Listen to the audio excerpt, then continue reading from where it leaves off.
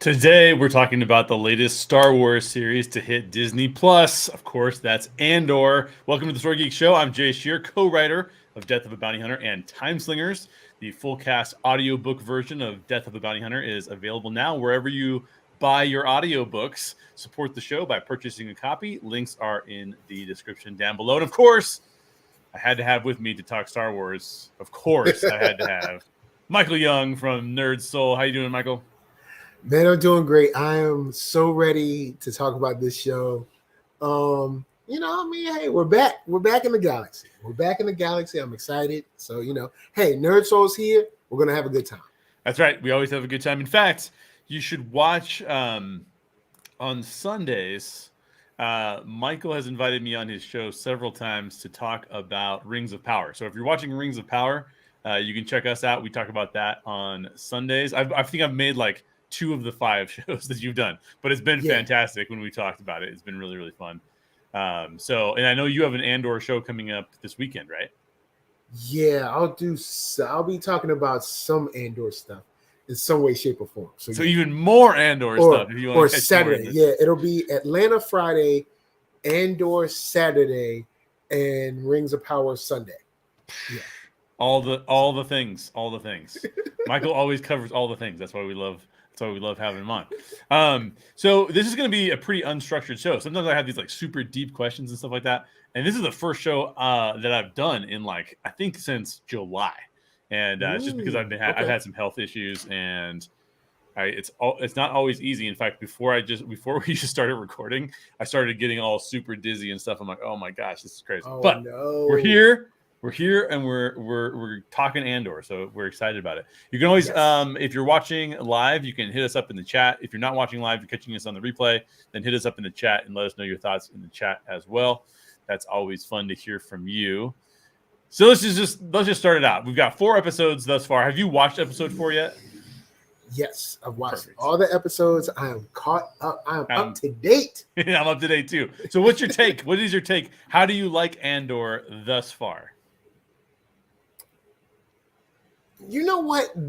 Watching this show lets me know, even it further cements for me that Rogue One followed the wrong character. Oh, interesting. Yeah. Who should Rogue One have followed?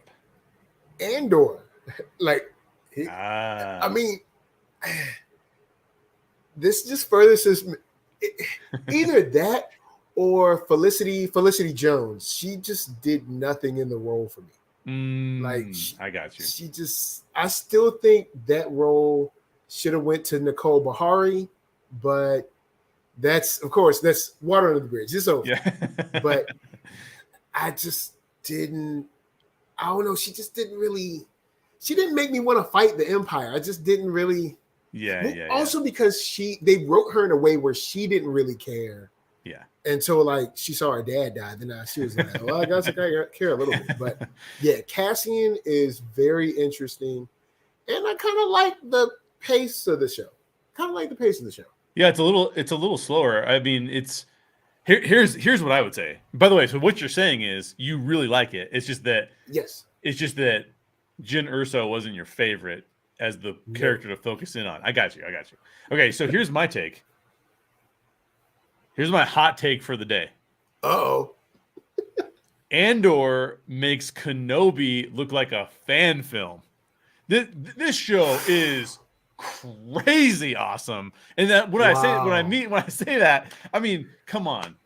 It looks like let's just take the Vader versus Kenobi, the first combat of Vader versus Kenobi, where they're in this giant open space, and he's like he says he brings the fire down and then drags Kenobi through the fire. Yeah. Is that a cool set in any way, shape, or form? No.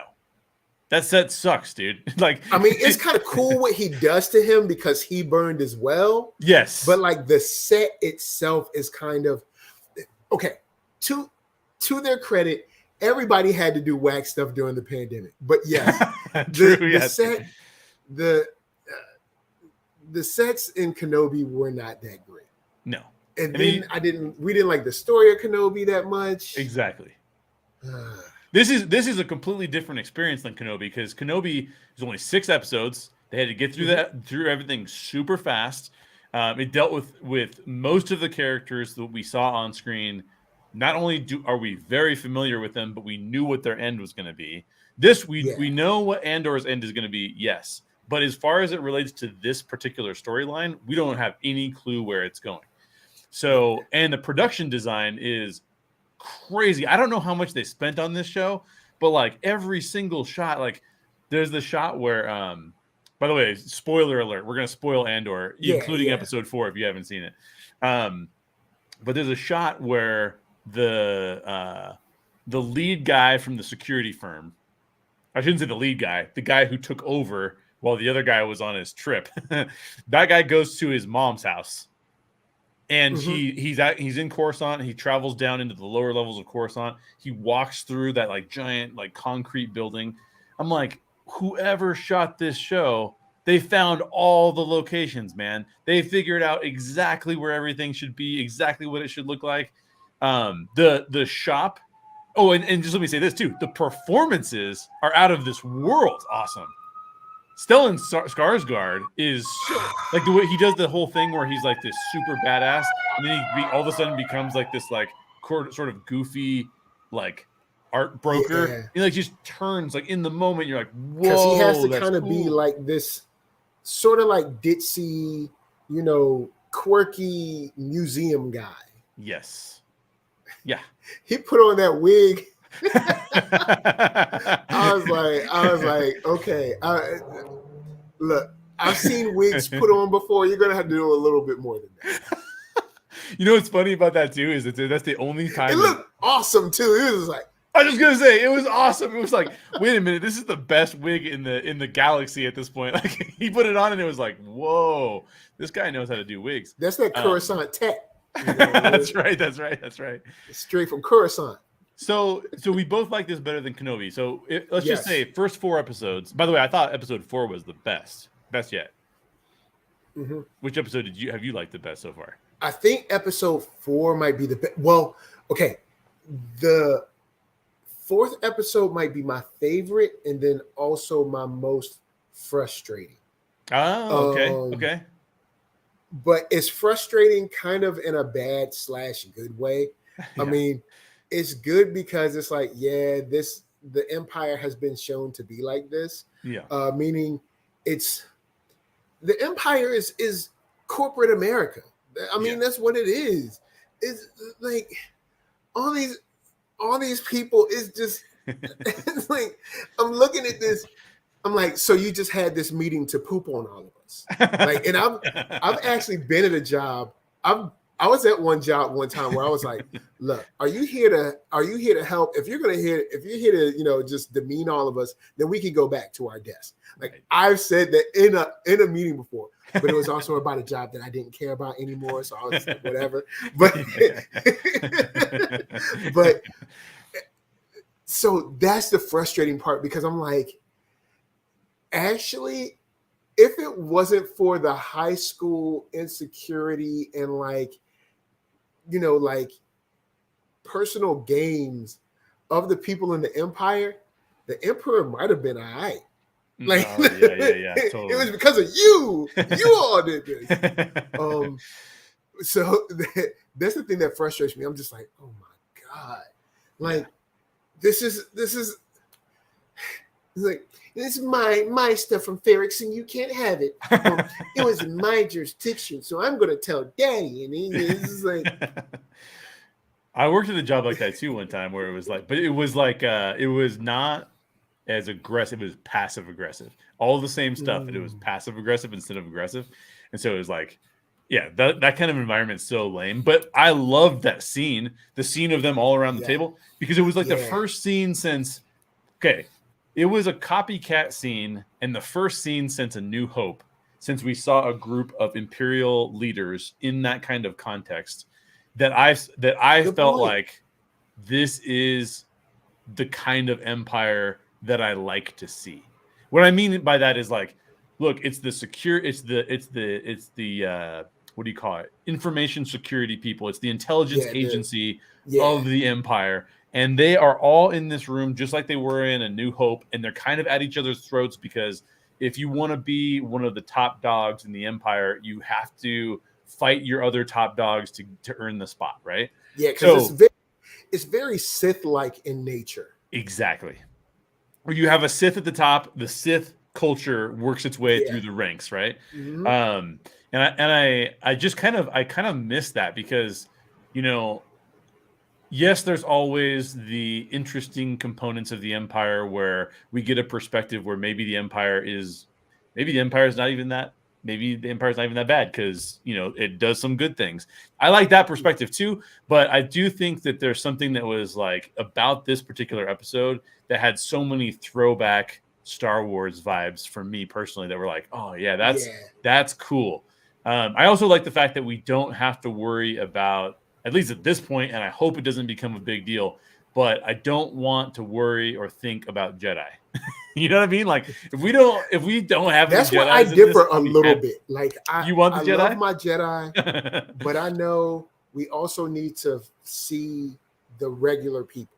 You know what I'm saying? The average everyday folks. But I do think we've gotten our fill because we had Boba, we had Mandalorian, 2 seasons now, getting a third. Yep.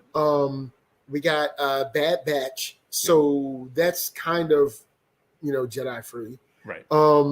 So we're getting our. I'm like I want some of I want our heroes back. But they opened up this show and let us know Andor's not like a hero. Yeah. Because he straight executed that dude. Now. Yes. They asked for it. They could have left him alone. Yeah, that's true. They went out looking for trouble. They found it. That's right. So which goes to what the boss was like. The boss was like, look. It's like they went out looking for trouble. They found it. That's right. All right. There's no need to make a big stink because if we do, these guys are going to be dishonorably discharged. They shouldn't have been here and all this stuff. You know what I'm saying? Like just let it alone. Exactly. And the guy, I'll say this before we go further. I can't remember the lieutenant guy or whatever his name was. Yeah, but, Lieutenant something. He not only got 5 men killed, but got everybody fired. Yeah. Remember, the Empire came in and said, y'all are done. We're taking over. Yep, exactly. So he got everybody fired. Yes, over something his boss came back and was like, I wasn't even here. It was like, I don't care. You gotta go. Exactly. So and that's the whole Empire, that's the whole Empire mentality too. It's like, look, if the guy in charge or the lady in charge or whoever's in charge, if they didn't execute, that's it. You're gone. You have to take responsibility. Nobody else is taking responsibility for you. And so it's kind of like one of those things where I still think that that's kind of a cool, interesting, tyrannical vibe that the Empire needs to have. You know what I mean? Like, I like it. Because I was looking at it, I was like, so you got 5 guys killed and you got everybody fired. Yeah. I'm sure, I bet you are going home quiet. Because I'm sure anyone who is left was probably already mad that you got their friend, because I'm sure they worked together. They probably built friendships or whatever. Yeah. So one of those 5 people probably had friends at they're thinking, because remember, he came to, I want you to track down this ship. They already was like, yo, I don't want to do this. Yes. And also, we kind of know that you ain't supposed to be doing this. Yep. Because you waited till our boss left. Exactly. So we already know you're not really supposed to be doing this. Right. But we're doing it anyway. Now you got our friends killed, and I don't have a job anymore. Now I have to find somewhere to work. Yeah, because of you. Yeah, he got their friends killed. He showed himself not to be a good leader because the speech he gave the guys before they went out and did their thing was awful, and everyone knew it. Everyone was like, "What is this guy? Why is this guy out here having us do this when he doesn't even know what the hell he's doing?" And then not only all of those things, but he got slapped by his mom when he got home. Not only all of those things, but his mom just straight up just went, because you lost that guaranteed money, and who knows, his mom's on fixed income. All right, he helps out with his check. Now he ain't got a check no more, and he's moving back in with his mama who's on a fixed income. Exactly. Like, look, I'm adding in all these things. I got the same. And healthcare in the Empire is no. Do you know how much prescriptions are? Yeah, you can't, they're not just handing out Bacta. They're not just handing out. You got to work for that Bacta. Yeah. So where does this? How does this show sit with you? Like in terms of how it works? Like we had, Rogue One. We had the sequel trilogy. All the new stuff. All the new live action stuff that we've seen. Leave the animation aside. Is this like top tier? Is this like Mandalorian tier, or is this like no? It's kind of mid tier. It's kind of more. I don't know what's mid tier. This might Maybe be, depending on where we're going next. We might be heading for Mandalorian tier. Yeah, I'm already putting this above Kenobi. Yeah, Boba Fett is kind of in like this middling territory. Yes, I actually like the part with him and the kind of like the recovery with the sand people that he was with and all that. Yeah, I enjoyed that, but then you get to like the whole like I'm a crown boss and like I'm not going to do anything. I'm going to be nice. I'm not going to use a firm hand. Yeah, and it's just like yeah. I really wanted a little more. Like I get like you're trying to be the Zen guy. Yeah. But like you know what we really want. Like you know what we really want. Like That's right. What we really asked for was for Boba Fett to come back. Y'all said no, y'all made Mandalorian. We were excited. Then you said, oh, well, we'll do Boba too. And we were like, all right, cool, sure. Yeah. And then you gave us like the relaxed, cool, Zen, like I don't want to hurt anybody, Boba Fett. And we were like, no, that's not who we want. Yep, exactly. Like it would have been cool if it was like, you know what? I tried to be nice, but you don't listen. And then he would have been like, what are you talking about? And maybe he was breaking fingers or something in front of her. Something to show like, stop messing with me. Right. Stop playing with my time. Right, exactly. Exactly. It's like, wait, is Boba Fett on Sesame Street in this show? Or what is going on? I don't understand. By the way, we got a comment from MR Daily II. I need to go watch episode 3 now and catch up on Andor. Yes, you do. And just so you know, we're going to spoil some of this. So if you haven't seen it yet and you don't want to be spoiled, make sure you check it out. But we do, both of us recommend it because 3 and 4 actually, in my opinion, are better than 1 and 2. I think 3 and 4 are actually better. 1 and 2 is a lot of sort of like a lot of setup. Yeah. And a lot of like flashbacky kind of stuff that I don't really care for because I'm just tired of that type of storytelling. Yeah. I thought it was cool, like way back in Arrow when they were doing it way back then, where it's like you get some of today, and then we go back and flashback. But now that every show does that, right? I'm kind of like, just show me when you was a kid, and then let's go for it, or just like just don't show it at all. Maybe have them talk about it. I don't know. Yeah. But the part about them being like, hey, this is where I told people I was from, right? Did we tell anybody? Like all of that stuff is very cool. It feels like the walls are closing in, even with my Mothma. Yeah. With like everybody's watching me. I can't. Everybody. Every time I turn around, there's someone new there. They're all, I can't get anything. I can't move money. I can't, that kind of stuff. It raises the stakes because it's like, oh, so we're at a point. This is 5 years, I believe, before the Battle of Yavin. Yep. That's what they say. Yeah, they actually displayed it on the screen for the first time. Yeah. So this is 5 years before. So the heat is turning up on her. Yeah. The heat is. I can't remember how far ahead this is from Rebels when she leaves the Senate. Well, she's kind of running from the Senate. I mean, they essentially, at least the way the story comes across is and I don't know if it's handled in the book, but it seems like they're coming for her now. Like they're like, all right, we know you're a rebel. We know you're at least helping the rebels. We're coming to arrest you. And she's like, all right, well, I guess I'm a rebel now. Yeah. Well, that's what's interesting about the show too, is that we know that by now, I don't know when that timeline is because I haven't seen all of Rebels and I don't know the timeline that well anyways. But by the time we get to A New Hope, now does she show up in A New Hope or does she show up she shows up in Return of the Jedi, right? I think she's in Return. Let us know in the chat. In the comments, let us know if she's in Return. Yeah. And I think she's remember just very a distinctly. return, She's, but you let know, us know. many Bothans died, right? Like she gives the whole thing. Yeah. So, all right, so but we know that the Senate is starting to fall apart in A New Hope, anyways, right? So she's got to be out of the Senate pretty soon because basically, when Princess Leia says, "I'm on a diplomatic mission," and they're like, "Yeah, right," then so that means the Senate has That's somewhat one of my turned on favorite them. scenes. Yeah. Because he points like right in her face.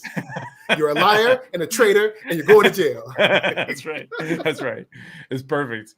So I think that yeah, this is really interesting because it showcases that when the Empire started to take over, when Emperor Palpatine started to work his magic, so to speak, it was this progression towards totalitarianism. There was hints of it to begin with, but he keeps clamping down, right? He keeps twisting the vice of like, no, more totalitarianism. No, more totalitarianism. And as he does that, every single time, more and more people get squeezed. And then they go, the way I've been operating cannot be this way I keep operating going forward.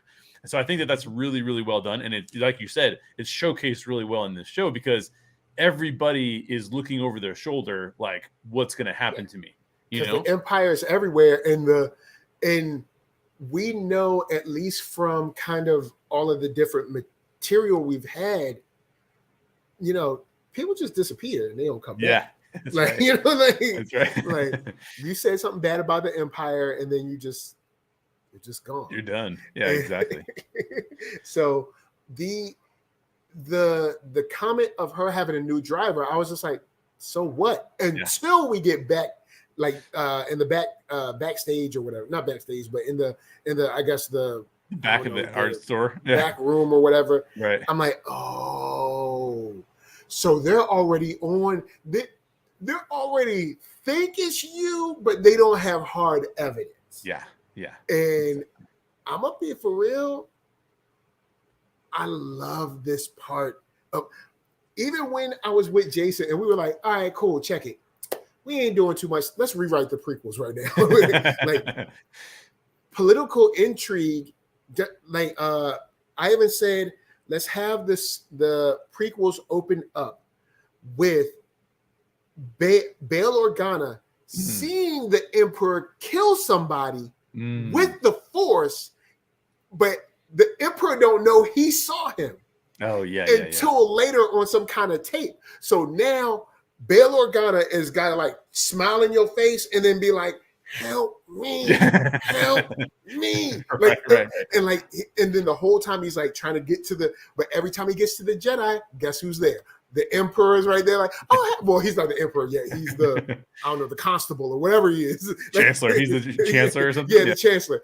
Every time he's there. So he's gonna be like, oh well, you know, just wanted to tell you Jedis that I really love what you're doing. It's like this kind of cat and mouse game of like being in the Senate, trying to get messages to the Jedi not believing him being like, I saw it. Well, where's the tape? Well, I don't have the tape because, you know, all these kind of, because I don't know if I can trust Mon Mothma's husband. Yeah. To be for real. Oh, totally. I don't know. Yeah, I don't know if you can trust him either. He might have to go. I did kind of think to myself, as soon as I saw Mon Mothma's vehicle pull up to the front, I was like, this is basically the Tesla T1000. Like, why do you need a driver at all? This thing should be self-driving, man. Like, why are we doing this? This should be just driving itself. But or have a droid drive you. You know what I mean? Throw a droid in there, have a droid drive you around. Yeah. But yeah, this I love the intrigue of it, and the fact that there's conflict and that the conflict is constant and subdued in a lot of situations is just so good because sometimes it's subdued and then sometimes it bubbles over. Like when Andor gets to what's the name of that planet? Adani or something like that, and Danny or whatever the name of the planet is that he's on. When he gets there, everybody's like, who's this guy and why in the world is he part of this thing? Yeah, and why is this brand new? I mean, come on. Yeah. We've been planning all this time. Now you just want to put in this new guy? Yeah, exactly. It doesn't make any sense. The dude, the guy that comes out with the like the shotgun or whatever, at first he's like, Val, And you know what that means. Yeah. House meeting, house. Yeah. Who's he? She knows why he's calling her name. Totally. He's like, Val. She's like, don't worry about this. Val, don't worry about it. Yeah. Actually, I love how that scene was handled. Like, there's multiple places where the subtleties in the writing are obvious and really fascinating, because there's just these little pieces of information that either we receive or somebody else receives, where the tension is there. But like, so for example, even the scene where she's trying to get jurisdiction, the intelligence lady is trying to get jurisdiction over the whole case, the whole Andor case. It's called the Andor case. And then the other guy currently has jurisdiction over it. And the boss guy calls them both into the room and is like, you're trying to go around our normal regulations. Like, you can't do this. That guy walks out. He's all smug. And then he turns to her and is like, you're actually the dopest person at this whole table. So, just keep at it and you'll get there.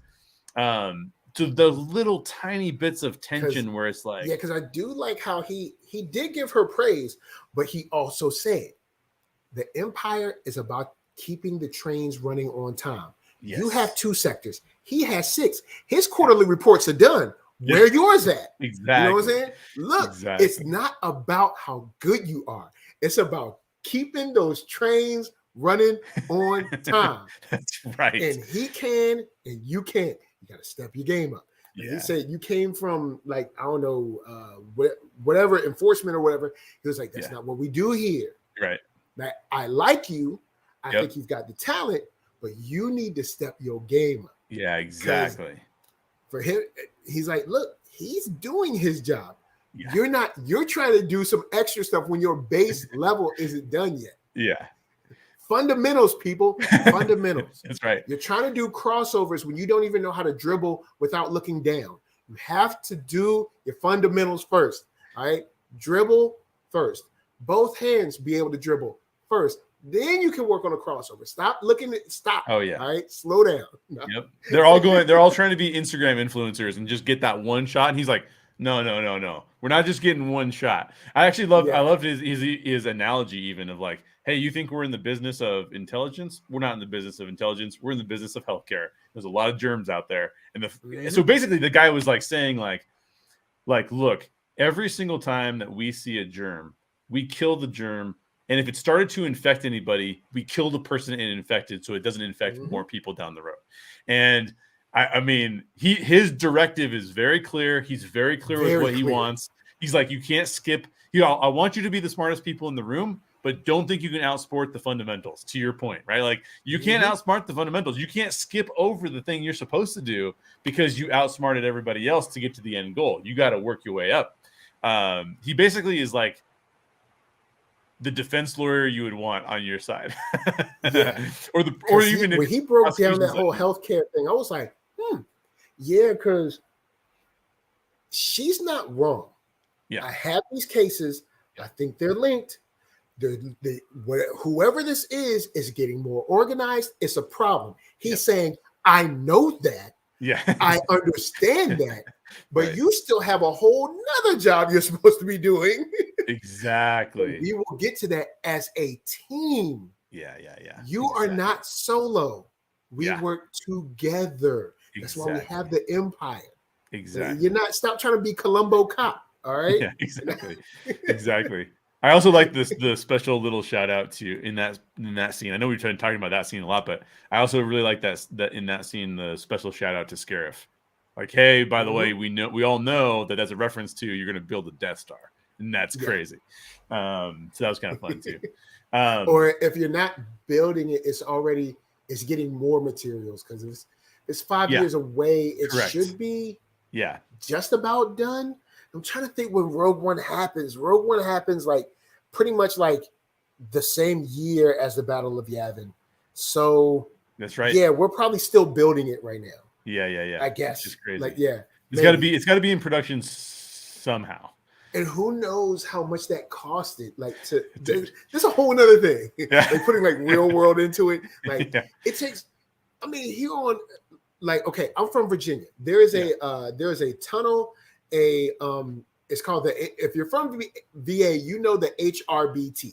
It's called the Hampton Roads Bridge Tunnel. It's a bridge and a tunnel that goes under the water that comes from the Atlantic Ocean and all the Virginia Beach and everything to get over from, I guess, the mainland over to Virginia Beach and stuff like that. Nice. They have been working on that tunnel since I moved to Virginia. And now I'm not in Virginia anymore, but since I moved there in 1990, when I was little, they were there. There's always construction going on there. And so, has it ever opened? No, it's open, but they're continually always doing something. Yeah. And now they're building. Now their plan is to build another tunnel beside it to help with traffic and stuff. But the point is, how long would it take for the Death Star? Now, I mean, they probably have better technology. Who knows? But it's similar to, without ruffling any feathers, so there was a person in America that floated a large construction project.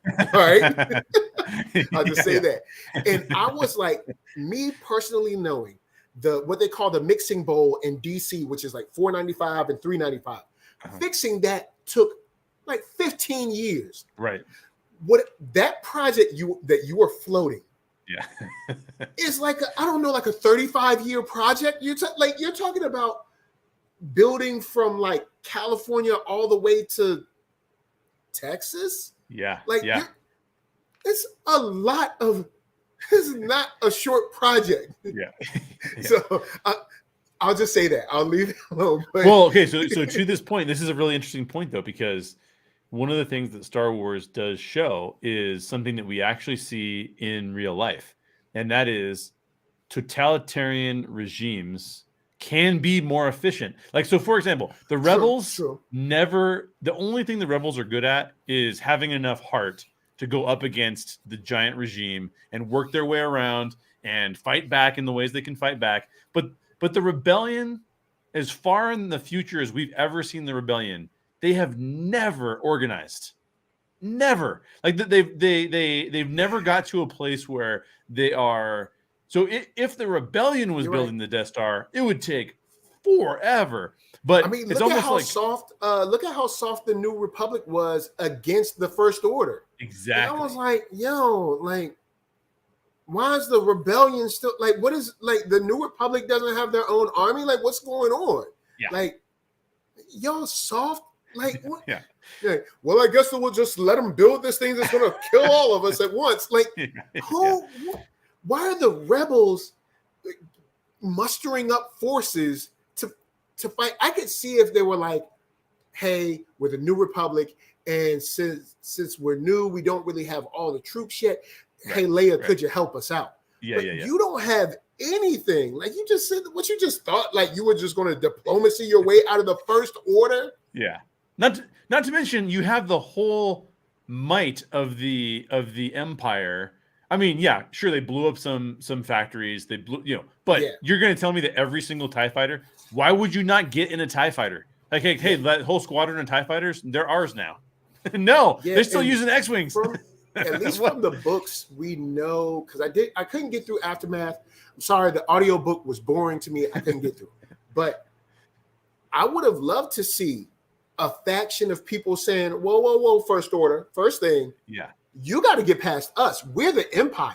Yeah. You ain't nobody. I would have loved to see that kind of like, maybe like the old guard, like, hey. Yeah. I don't know who you think you are. Yeah. But we're the Empire and we're not dead. Yeah. And then exactly. I would have loved to see that play back and forth. But even without that, the New Republic, they just soft, man. They didn't have a slingshot. No, not at all. Not at all. So there are like, let's just take China, for example, right? In real life, China will build a city in a year. Oh yeah. You know what I mean? Like they'll just, and the reason why is because China can basically say the budget goes there. We're building a city. We don't even care if there's demand for the city there. Like we want a city there. Boom, do it. So in that way, like that basically is what can build the Death Star. So I don't know how long it took to build. If you know how long it took to build the Death Star, I'm sure it's cataloged somewhere. Yeah, I'm sure it's cataloged somewhere. Let us know. Because somebody was talking about somebody was actually talking about like hyperloops and high-speed rails here in America and why they'll never get done. And basically the bottom line is greed. And also because somebody was saying, well, in China this and China that, and France this and France that. And they were like, well, France has this. And then China even more so. Apparently, at least at the time that they were building it, the word is, the way they report it is that China doesn't really have real estate rights like that. So they don't have to worry, like you don't have to worry about like, oh, what's the rules in California and what's the rules in Washington. It's like, no, we're the Chinese government, we're building the rail, that's it. Like there's no questions, get out of our way. Exactly. Oh, well, I have a house there, so I own this land. No, you don't. Right, exactly. You get to borrow this land as long as we say so. Exactly. So that in that way, I think that's how the empire does work. But here, let's go to this question. What do you think works so far in this show? Maybe that hasn't worked in a show like Kenobi or in a show like Boba Fett. What works here and what maybe doesn't work in Andor that we've not talked about yet? I think what works in Andor is, one, the acting is awesome. The direction is awesome. From the shots that they choose, the way it's lit, which is kind of like an extension from Rogue One, the shots that they use, the actors, they all seem like they bought in on this. There isn't a particular actor that I feel that's kind of like, just mailing it in. Right. And that's what pulls me in. I need to be sucked into it. And the only way I'm sucked into it is by basically, hey, these actors, they believe what they're doing. They believe they're the people they are. And then the mood is also very like, who can you trust? And I like that mood, at least right now in this. I love that. And then even him giving not Clem is the fake name that he gave Andor. The other guy gave him the blue Kyber. So even like that small things like that, it's like, oh, okay, cool. So even he's desperate, even though he's talking about all this money, even he's kind of desperate for this. Like he needs this win because who knows what he's going through that we'll probably reveal later. But I think those are the things that works. What doesn't work for me mostly is I don't really care about the flashbacks. I know we're kind of looking for the sister, but I don't care about his sister. I know I'm supposed to. I don't care at all. Dude, I don't even think we saw a flashback in this episode, and I didn't miss it at all. Did we see one? I don't think so. Yeah, I don't think there was a flashback in episode 4. Yeah. So I totally agree with that. And I think to add to what you're saying, with the acting, with the writing, with the directing, I mean, the directing was phenomenal. In episode 4, Susanna White directed that, and she did an amazing job. But one of the things that Andor had the luxury of, and this is what makes me mad about Kenobi, is that Andor started way before Kenobi started, and yet came out after Kenobi. And so, I realize you have the volume. I realize you can put out content quickly, but just because you can do something doesn't mean you should. There are so many talented people in Hollywood. And yes, there are some people in Hollywood who are irresponsible. There are some people in Hollywood who are difficult to work with. There are some people in Hollywood who will not produce a good end result because of other factors. But one of the main reasons that things are not great coming out of Hollywood is the time constraints put on the creators. And this feels like nobody was looking over Tony Gilroy's shoulder. Him, his brother. This doesn't seem rushed at all. No, it doesn't seem rushed at all. It seems like they had a lot of creative freedom to kind of do whatever they wanted to do. Whatever Kathleen Kennedy and the other people who greenlit this show, whatever they saw, they went, I'd like to see this as a show. This is awesome. And so it doesn't feel like I think that Mandalorian felt this way for me too. It felt like people who wanted to produce a show and had time to kind of play around in the Star Wars sandbox until they came up with something that was worthy of being like backed by a budget and put out there. But I will say that Book of Boba Fett and Kenobi both felt really, really rushed. Really rushed. They also kind of, now that we have Andor and Mandalorian, they both come off as sort of like we're checking off the box. Yeah. Like, hey, this is the fan box. We're checking off, Boba Fett, there you go. And Kenobi, there you go. Because I did want to see a Kenobi either film or series, or not series, but mini series. Yeah. But I wanted to see him on the run directly after Order 66. Yeah. And then ending with him finally getting to Tatooine and just hiding out there. Yeah. I don't like him knowing Leia like that. I don't like that. Yeah. I don't like the fact that Leia was not 10 years old. That girl was like 6. Like maybe yeah. it was like 5. I also don't like the fact that there is a better story in a youngling yes that actually did not die and made it through Order 66, and due to seeing Anakin / Vader kill her friends and essentially try to kill her, is enraged to join up, go through the ranks for her shot to try and kill her, kill him. Yes.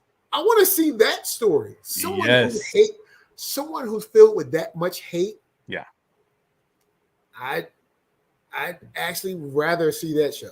Oh, totally. Because Kenobi and Boba Fett kind of come off like, okay, well, we're Star Wars, so we kind of have to make these. Yes. And I'm like, well, cool, you can make these, but we gotta kind of. I would have liked a little more grit. A little more grit, or maybe a little more. I know it's Disney, but it's Boba Fett, man. Yeah. And there's nothing but criminals and killers around him. Like, yeah. Well, especially when you put your comment and my comment together, you start to see what the problem looks like. Because how easy is it to greenlight a Kenobi show? It's easy. A slam dunk. Yeah. How easy is it to greenlight a Boba Fett? Yeah, exactly. T-shirts, it's a slam dunk. Exactly. But how difficult is Ewan McGregor back? Easy to greenlight that. But how difficult is it to greenlight, hey, we're going to have this new Mandalorian character. And season 1, you didn't get a lot of the crossover guest starring, right? And you also so then somebody comes forward and says, I want to do a show about Andor, a sort of secondary character from Rogue One, right? Like he's almost primary. He's flirting with primary character, but he's kind of secondary. Yeah. Those things are hard to greenlight, which means that they needed to show up with a plan that was like, this looks amazing, and yes, we want to see this. So this is a good transition into my next question. You had to work harder to get those ones. Exactly. And when you listen to Tony Gilroy talk about the time and energy that they've spent on, in fact, we're not getting a season 2 of Andor until 2024 because they still are spending that much time on the writing. Now, that's hard to hear as a fan because you're like, well, I want to see this next year. But at the same time, when you give people time, getting a season 2, like how much? Like he doesn't have too much time before he dies. Dude, there's supposed to be 5 seasons. That's what they've said. Hold up, what? Yeah, that's what they've said. 5 seasons. So it's like maybe it's BBY -5, BBY -4, BBY -3. Like I don't know. 3, 2, 1. Yeah. Maybe that's what it is. Up until he kind of like meets Jin or something. Yeah, exactly. So I don't know about that, but so with that being said, here's what I want to know, and we can close that out on this question. What do you want to see with the rest of this season, and what would you hope does not happen on screen in the rest of this season? What I don't want to see on screen is kind of like this like rallying cry or like today is our Independence Day. Like I don't want to see anything like that. Yeah. I like dealing with these people that are like, really, this is all we have and this has to work. Yeah. Like, if this doesn't work, then I don't know what we'll do. Yeah. And I would like to see way more of those moments that proves that Andor is not this like rosy guy. Yeah. Like he'll shoot you and not, and that's it. Yep. And So I like that. I like the make it more tense, make me more scared for these people. Since we know that Andor is not in danger, I do want to see him get hurt. He's got to get hurt, like because we know he's safe. But I would like to see the people around him go, and maybe he gets a reputation of like, hey, a lot of people around you don't make it. Yeah. You know, I'd like to see that kind of thing because it's tough to watch a show where it's like, well, I know you're not in danger. Yeah. Like, so I'd like to, I don't know, maybe get shot some more, which is good. He got shot. I'd like to see him get, I mean, it's nice that the cutie gave him a little, it's like, anybody out here could have gave him a bandage. She's going to give him the bandage. I was like, makes sense. But he got Bix back at home, so you never know. He got options. Oh, that's right. He got options. That's right. Her man's gone. She's single now. Oh, that's right. Oh, that's cold, NERDSoul. Is that cold? No, he's single. All right. Do you think that she was from the same tribe that he's from, by any chance? I kind of was getting those kind of vibes in episode 3. But with him being taken from Kenari, I don't know. Yeah, because you would have thought that maybe she was from Kenari. Yeah, also, he was essentially kind of kidnapped. I mean, true, because they could have just like dropped him off before they flew away. Right. But she was just like, "Hey, I want a kid," and it's just like, yeah, I know. That's wild. I mean, I guess it all worked out, but yeah, she kind of kidnapped the kid. That's right. Yeah, so for me, some of the things. Okay, so I want them to do. I totally agree with you. I want to see more of the conflict, the inner conflict. I want to see more of the political conflict seen through individual characters' frameworks, not so because George Lucas gave us in the prequels like this 10,000 foot or 100,000 square or 100,000 foot kind of viewpoint on what political conflict looked like, and you saw like bits and pieces of it in the characters sometime. But it was really more about Anakin. What we needed was like the Pelican Brief. That's what we needed. Yeah. We needed something like that. Yes. But and essentially Bail Organa would be the guy. Or, well, now Queen Amidala could, because Queen Amidala, in my opinion, in a situation like that is way too high. Yeah. She's way too protected. Yes. But maybe Bail going to her and maybe she's the only one that actually believes him. Exactly. And then like both of them trying to convince the Jedi and, something like that. Who knows? Yeah, totally. So I hope we see more of that. That's great. And then what I hope we don't see is I hope that this doesn't become... So Mandalorian season 2, I liked it a lot. I would say I loved it. But I was very nervous when they started to add in all the other characters. Oh, now's the guest episode where we get to see Ahsoka. Oh, wait a minute. Now's the guest episode. We get to see Luke Skywalker. I mean, like, just ridiculous. I don't really want that to happen with this series at all. Like, if you throw like Vader in, like kind of the way they did in Rogue One, where it's like, well, somebody reports to Vader. So like the intelligence guy reports to Vader one time, but Vader's not like instrumental or doesn't like step into an episode to do a bunch of stuff. I don't want that. Like we already have that Vader, in every other Star Wars thing.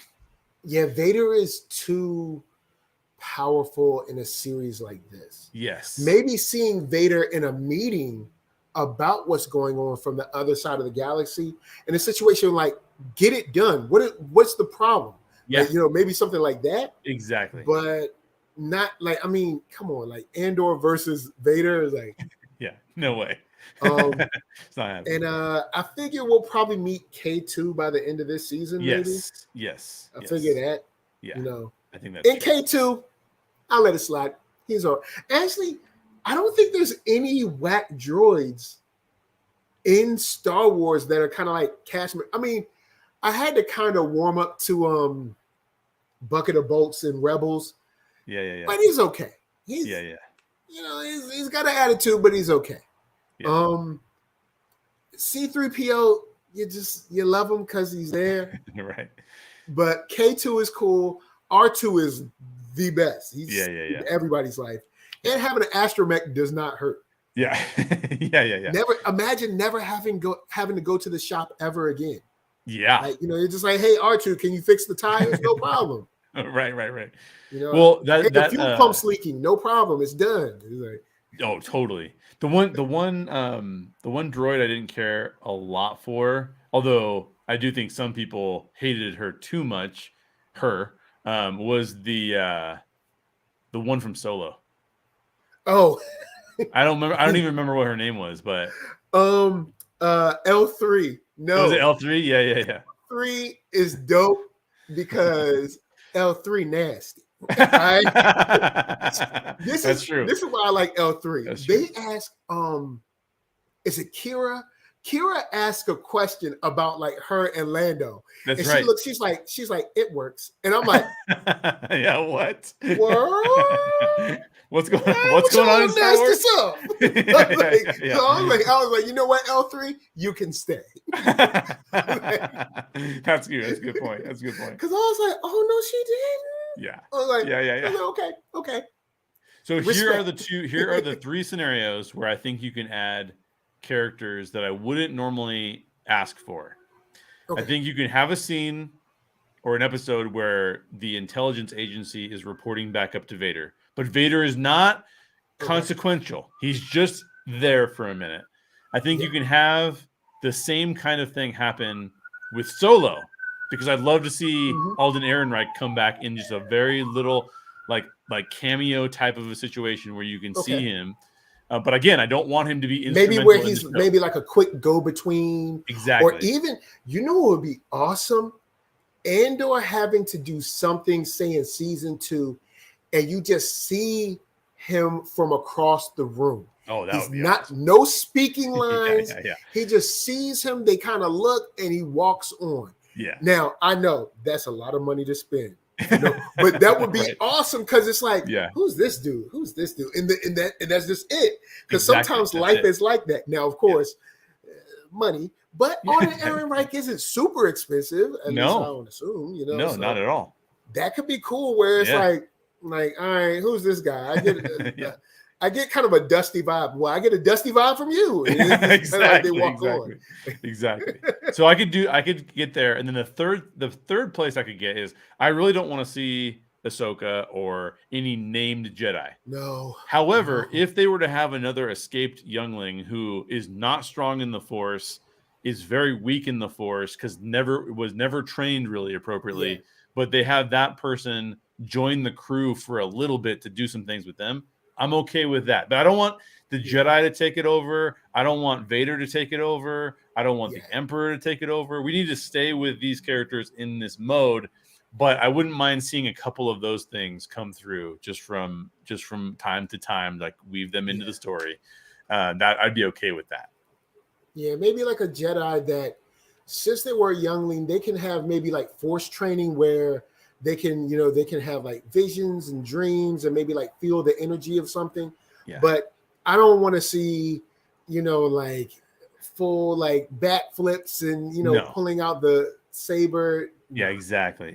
Not for because actually at this point, all Jedi are believed dead. Yeah, basically. Do you still have the Inquisitors working at this point in time? No, I'm trying to remember what the timeline of the comics. I think you might still have like the second sister and stuff going on. Okay. I'm trying to remember when the Darth Vader series, because that's the only series that I really followed. Darth Vader has 2 series, at least that I know of at this time. There might be a third one. I think there's 2, but I think that's all post this time. I think one is before A New Hope and one is after A New Hope. Okay. But I think there might be Inquisitors, but they really don't have much to do besides sort of intimidate people. They're not really, there's no real competition for them. Yeah. They're vacationing on Scarif for the most part. Scarif. Like the steel drums and everything. Okay, so you put everyone under like the steel thumb of terror while y'all are at the beach. Oh, okay, I get it. That's right. Exactly. Okay. Exactly.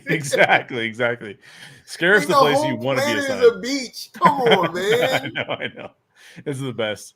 Oh, by the way, I wouldn't mind. Well, no, because that wouldn't make any sense. I do love Chirrut and Baze, but I don't think that they should show up because then it's like, well, he wasn't supposed to know them.